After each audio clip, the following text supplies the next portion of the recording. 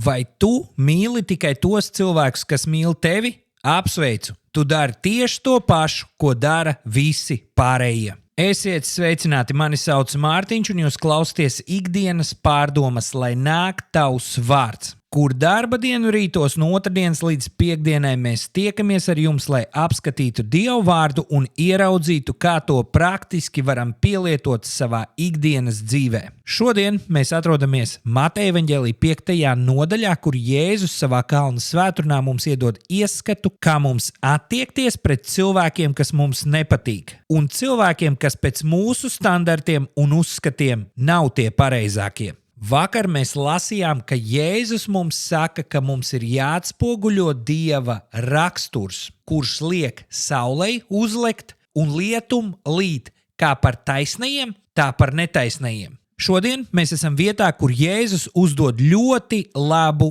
jautājumu, uz kuru mums ir jāatbild katram godīgi sev. Mateja evaņģēlija 5. nodaļa 46., 47. un 48. pants. Jo ja jūs tos mīlat, kas jūs mīl, kāda alga jums nākas, vai muitnieki nedara tāpat? Un kad jūs sveicinat tikai savus brāļus, ko sevišķi jūs darat, vai muitnieki nedara tāpat? Tāpēc esiet pilnīgi, kā jūsu debesu tēvs ir pilnīgs. Lai saprastu, cik radikāli skanējušie Jēzus vārdi, mums ir jāsaprot tā laika pasaule un cilvēkus, kuriem viņš to teica. 1.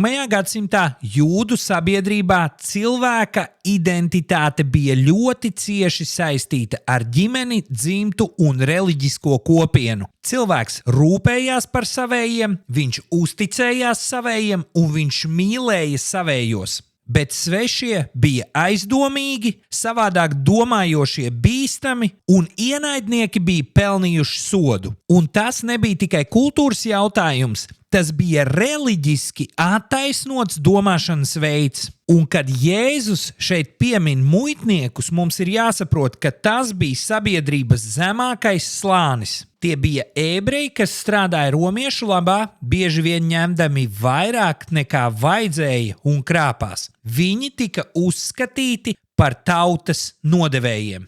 Muitnieki bija simbols morālai degradācijai. Un Jēzus saka, hei, puiši un meitenes, pat tie, kurus jūs uzskatāt par zemākajiem un tautas nodevējiem, mīl tos, kas viņus mīl, vai tad jūs nesat labāki? Savā veidā, ja jūsu mīlestība nepārsniedz šo līmeni, jūs dzīvojat ar tādiem pašiem principiem kā muitnieki. Un cilvēki uzskatīja, mēs esam taisni, mēs ievērojam likumu, mēs esam Dievam patīkami. Bet viņu lielākā problēma bija tā, ka viņu taisnība bija izvēlīga. Viņi mīlēja savējos, un viņi izvairījās no grēciniekiem. Viņi distancējās no svešiniekiem. Bet Jēzus viņus izaicina un uzdod šo jautājumu.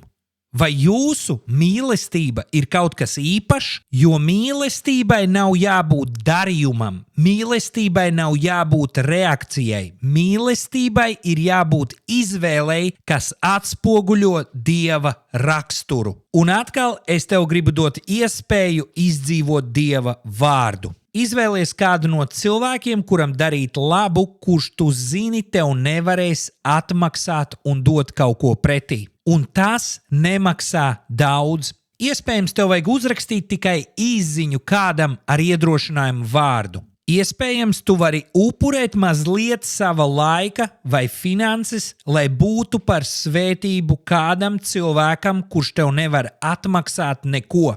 Un šeit sākās kristietība. Ne tikai svētdienās dziesmās, ne tikai pareizos vārdos, bet tajā brīdī, kad tu dari labu cilvēkam, kurš nav to pelnījis vai arī nespēj tev atmaksāt. Jo mīlēt tos, kas tevi mīl, tas ir viegli, bet mīlēt tos, kas tev nevar atmaksāt, tas ir pārdabiski. Lūdz Dievam spēku, lai viņš uzrāda, kuri ir tie cilvēki un kā tu vari iesaistīties šo cilvēku dzīvēs. Es ticu, ka tev izdosies.